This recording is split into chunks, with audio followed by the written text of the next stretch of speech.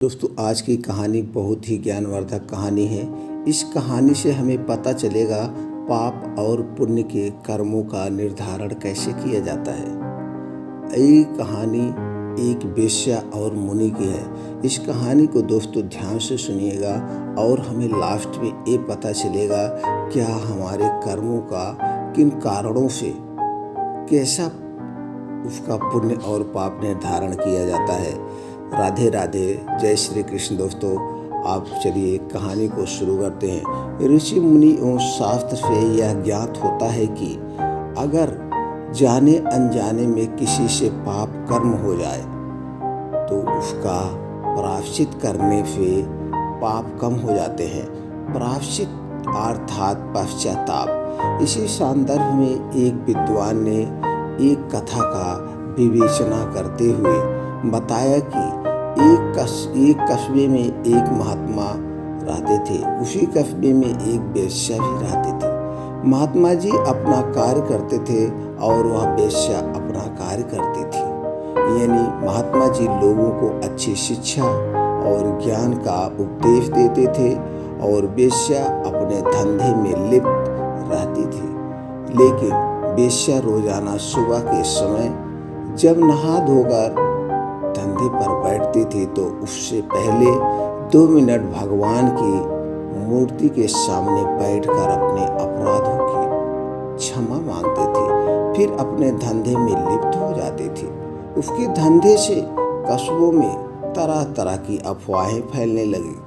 तब एक दिन महात्मा ने उसे अपने आश्रम पर बुलाया और समझाया कि यह तुम गलत कार्य कर रही हो।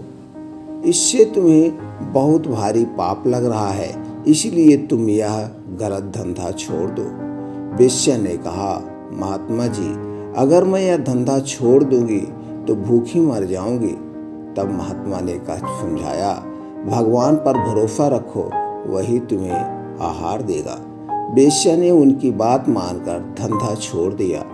कुछ दिन तो उसे अपने जमा पूंजी से काम चलाया, लेकिन जब वह जो जमा पूंजी थी, जो धन एकत्रित किया था, वो खत्म हो गया तो वह महात्मा के पास जाकर बोली, मेरा सारा धन खत्म हो गया है, अब मैं क्या खाऊं?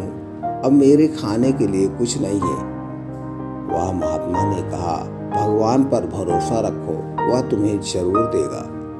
यह बात मानकर वेश्या फिर भगवान के भरोसे बैठ जाती है। वेश्या चुपचाप लौट आई। एक दिन वह भूखी तो गई, एक दिन वह भूखी सो गई। उसे पेट में चूहे लौट रहे थे। फिर दूसरा दिन बीता, तीसरा दिन बीता।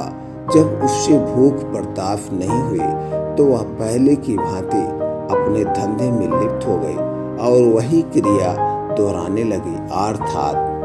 अर्थात भगवान की मूर्ति के सामने 2 मिनट प्रायश्चित करती, फिर अपने धंधे में लग जाती।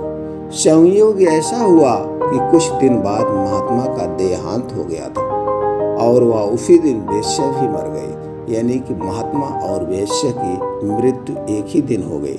वैदिक धर्म की मान्यता के अनुसार दोनों की आत्मा उसके शरीर से निकलकर यमराज के दरबार में गई। यमराज ने वेश्या से और महात्मा जी से दोनों के पाप और पुण्य का लेखा जोखा किया। उसके बाद वेश्या को स्वर्ग और महात्मा जी को नरक में डालने का आदेश दिया। महात्मा जी ने यमराज से कहा, हे अधर्मराज, आपके दरबार में अन्याय हो रहा है। मैंने जीवन भर लोगों को अच्छे मार्ग पर चलने का उपदेश दिया, फिर भी आप मुझे नरक में डाल रहे हैं। जबकि वेश्या ने जीवन भर पाप को कर्म किया, उसे स्वर्ग दे रहे हैं। यह आपका कैसा न्याय है? तब यमराज ने महात्मा से कहा, हम धर्मराज, हमारे दरबार में कभी अन्याय नहीं होता। देखो, उधर पृथ्वी लोक में आपके शरीर को लोग गाजे बाजे के साथ दफनाने जा रहे हैं। वहीं आपकी मजार बनाकर पूजा किया जाएगी, पूजा करेंगे लोग, आपके जीवन पर पूजा करेंगे, क्योंकि आपके शरीर ने आपके मुंह से प्रवचन किया है। इसीलिए आपके शरीर की फदगति हो रही है, लेकिन आपके मन में परमात्मा के प्रति वास्तविक प्रेम नहीं था, बल्कि आपके मन में राम नाम कमाने की, अपना यश कमाने की, चारों ओर प्रसिद्धि होने की लालसा थी। आत्मा से कभी आपने परमात्मा को सुमिरन नहीं किया, इसीलिए यहाँ नरक में डाले जा रहे हो। उधर दूसरी ओर वेश्या को देखो, उसने शरीर से पाप किया था, उसके शरीर को लोग घसीट कर नाले में फेंक रहे हैं। उसके शरीर की चील कौवे खाएंगे, लेकिन वह धंधे पर बैठने से पहले 2 मिनट सही किंतु सच्चे मन से भगवान की मूर्ति के सामने बैठकर अपने पापों का प्रायश्चित करती थी। इसीलिए उसकी आत्मा को स्वर्ग प्राप्त हो रहा है। प्रायश्चित करने से सारे पाप नष्ट हो जाते थे। यह बात आप भी भली भांति जानते हैं, किंतु आश्रम में आप आएंगे तो नाम कमाने का, यश कमाने का भूत सवार था।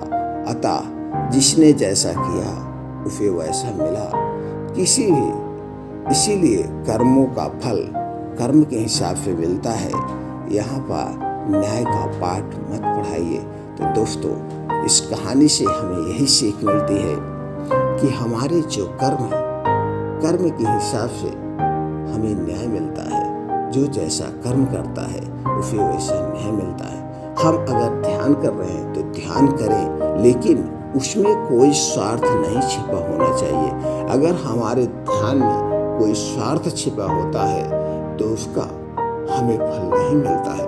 तो दोस्तों, इसलिए किसी की भी सेवा भाव से या कभी भी भगवान का, किसी भी देवी देवता का स्मरण करें, निस्वार्थ करें, निस्वार्थ भाव से करें, हमें तो उसका फल मिलेगा, अवश्य मिलेगा। तो दोस्तों, ये कहानी आपको कैसी लगी? इस कहानी से आपको क्या सीख मिली? कमेंट बॉक्स में हमें जरूर बताएं। फिर मिलते हैं ऐसी ही और ज्ञानवर्धक कहानी के साथ अगले वीडियो में। तब तक आप अपने परिवार के साथ खुश रहें, मस्त रहें।